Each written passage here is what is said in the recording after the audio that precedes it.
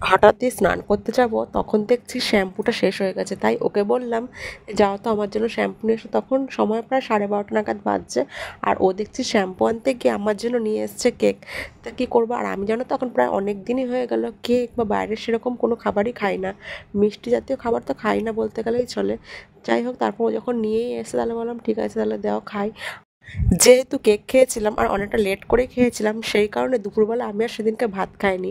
এক বাটি টক দই আর সঙ্গে চিয়া সিড দিয়ে খেয়ে নিলাম। আর জানো তো, আমি না যখন প্রথম প্রথম চিয়া সিডটা খেতাম তখন আমি একবারে খেতে পারতাম না, কিন্তু এখন আমার চিয়া সিডটা ভালোই লাগে। মানে আমি যখনই কোনো, মানে এমনিতে গরম জলে খাই, এছাড়া যখনই কোনো ফল খাই বা টক দই খাই তখনই তার মধ্যে আমি চিয়া সিডটা দিয়ে খাওয়ার চেষ্টা করি। আর চিয়া সিডটা খেলে একদিকে বেশ ভালোই হয়, মানে পেটটা বেশ ভরা ভরা থাকে। যাই হোক, তারপর দেখো দুপুরবেলা ওটা খাওয়ার পর একটু রেস্ট নিয়ে নিয়েছিলাম, আর তারপর চলে এসেছিলাম রান্নাঘরে। আর আজকে টিফিনের জন্য, মানে বিকেলে টিফিনের জন্য বানাচ্ছি সুজি। কিন্তু এটা আমি খাবো না, এটা বাড়ির সবার জন্য।